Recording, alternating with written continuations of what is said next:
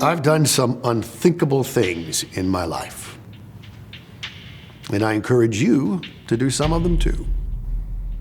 All you have to do to accomplish unthinkable things is change the way you think.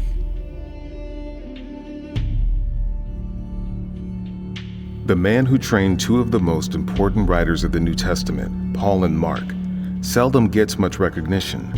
But Barnabas was one of the most influential leaders of the church for its first 2 decades. To the Jews of my time, it was unthinkable to sell your land if you owned any.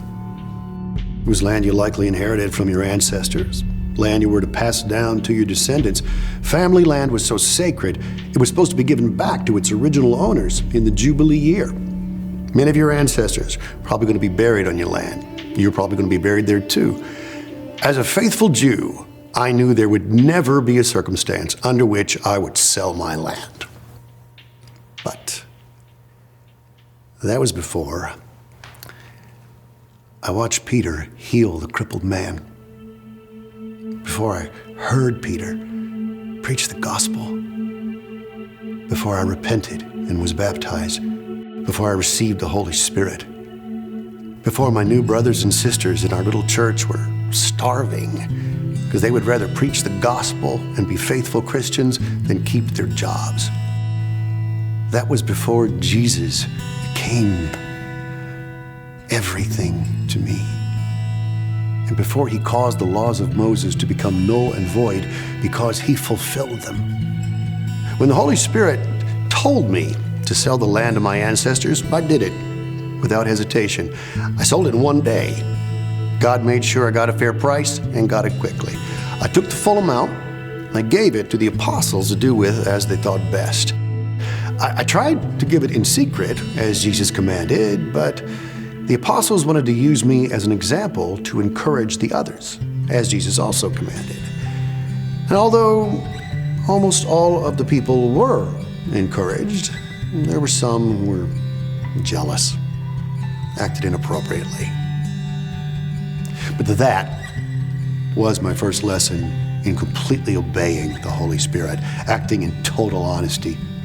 From then, my entire life became oriented to that honesty. Ananias and Sapphira, they did the exact opposite, and the Holy Spirit punished them with death. It was the land sale that earned my nickname. My real name is Joseph, but the apostles started calling me Barnabas, which means son of encouragement. Later in my life, some people began calling me an apostle, which really encouraged me. I was an integral part of the growth of the early church in Jerusalem, but I was always a bit of an outsider, since I was a native of the island of Cyprus instead of a Jerusalem insider. Little did I know that my knowledge of the world outside of Jerusalem and my desire to encourage people would cause me to do more unthinkable things. You see, Jews from Jerusalem seldom left town. I was familiar with places like Cyprus, Antioch, Caesarea, Damascus, Jerusalem, important cities, critical stops on important trading routes. One day, I got a message from my dear friend Ananias of Damascus. He had been led by the Holy Spirit to affirm to me about the conversion of Saul and how Saul was now preaching the gospel in a very powerful way. Ananias begged me to accept Saul and encourage him. He told me that one of the reasons the Holy Spirit had given me authority and a good reputation was for such a time as this. It was only later that I learned Ananias might have had an ulterior motive for sending Saul away from Damascus. At this point, let me ask for a little grace. For the rest of the story, I want to use Saul's Roman name of Paul, even though it would be on our first missionary journey to Cyprus before this change would actually take root. So anyway, I did the unthinkable again. I vouched for a man who had previously murdered some of the friends and family members of my Jerusalem church. I used up all the points and influence I had accrued. But turned out to be a small price to pay. I believe Paul's short time in Jerusalem was a big part of launching him as the greatest preacher and defender of the gospel. That short time in Jerusalem built the foundation for my relationship with the man who I would travel and preach with for many years. And unfortunately, Paul offended some people in Jerusalem so badly that they threatened to kill him. And we had to rush him off to Caesarea and then on to his hometown of Tarsus. Did you know that the Holy Spirit promised me that I would be known as a child of God? He told me, Barnabas, you know that peacemakers are going to be called children of God. Well, your job is to make peace for Paul as much as possible. And I promise you will have plenty of opportunity to earn your new title. Yeah. Holy Spirit must have been grinning when he said that.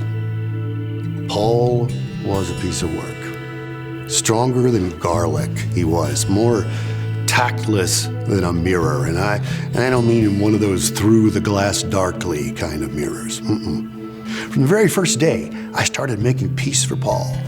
And I never finished doing so. It was like he loved to make caustic remarks and offend people with his brilliance. Whenever I tried to calm him down and get him to back off a bit, Paul would just look at me and say, Barney, you're just a little thorn in the flesh that the Lord gave me. These people need to hear the truth.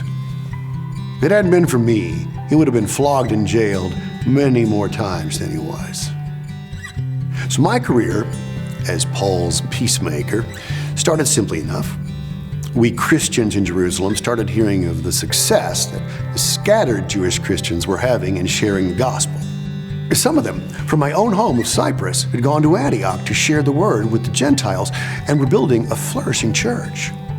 Now, even though Peter had already convinced us it was time to convert Gentiles, the Jewish Christians were still wary. So, my friends in Jerusalem sent me to find out what was going on. And the Lord was blessing the gospel work tremendously in Antioch. So I just pitched in, helped them grow the church even more. The church in Antioch was the first place we believers started being called Christians. As derogatory as it was favorable originally, the early Christians acquired several names, some of which are not fit to print. Now, the name Christian was meant to mean little Christs, or Christ's people. The other popular name was the Way. Now, that name derived from Jesus' revelation that he was the way, the truth, and the life. And nobody could come to the Father except through him. Romans could easily relate, because their very first highway was called the Appian Way. Another name we had was Nazarenes, in a reference to the home of Jesus.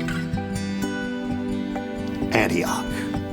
There were actually at least 16 cities named Antioch, named after Antiochus, the son of one successor to Alexander the Great. Now, this Antioch was known also as Syrian Antioch, or Antioch on the Orontes. It's one of the great cities of the Roman Empire in my time. It was so major that it was just called Antioch, while the other cities were designated with other names.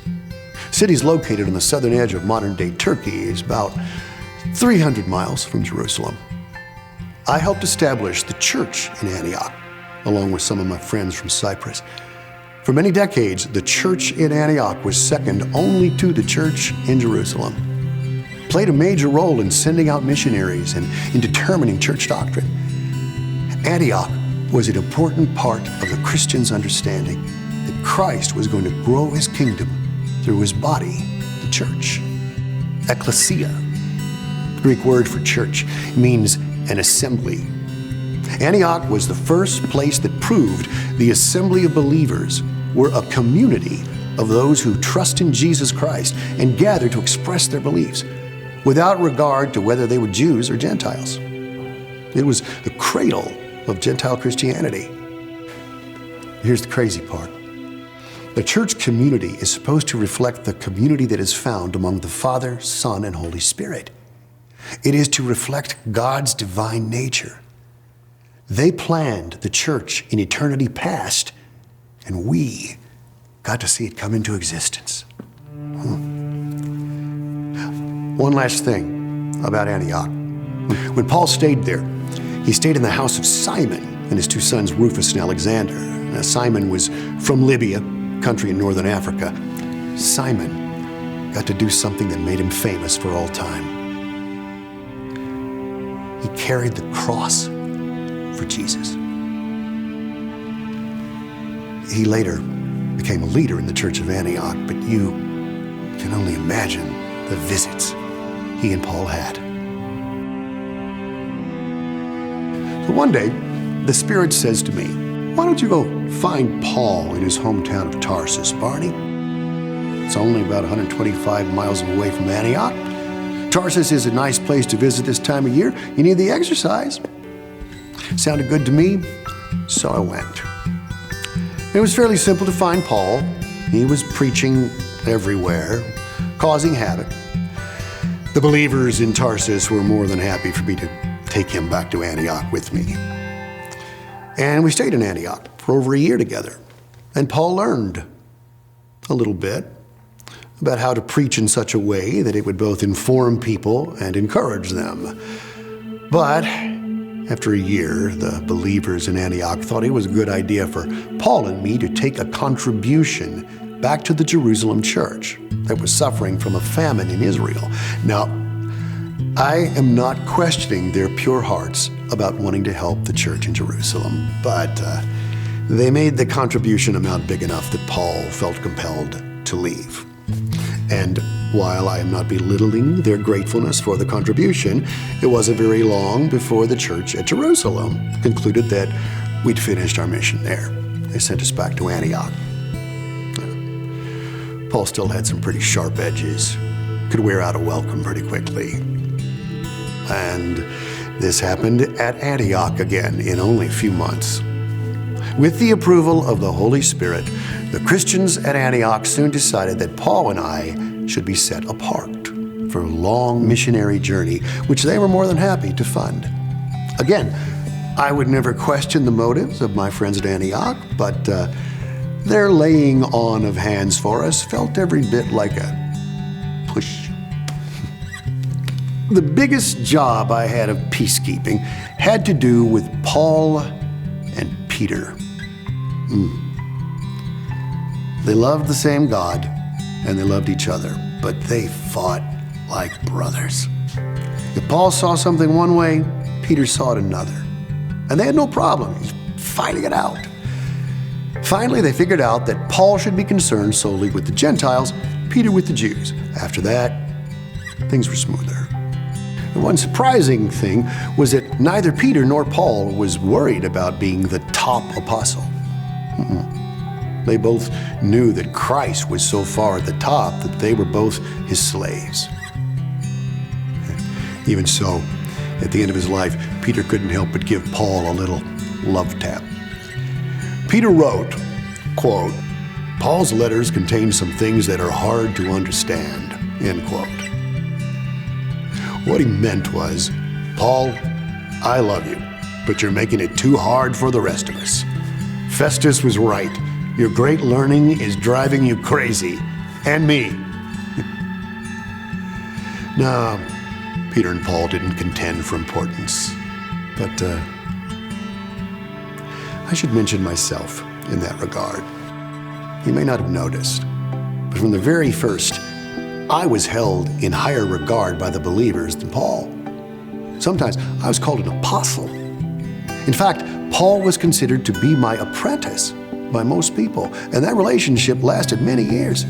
Even Dr. Luke acknowledged that fact by mentioning my name first whenever Paul and I were together. That is, until we were in the middle of the first missionary journey at Pisidian Antioch. Well, then everything changed.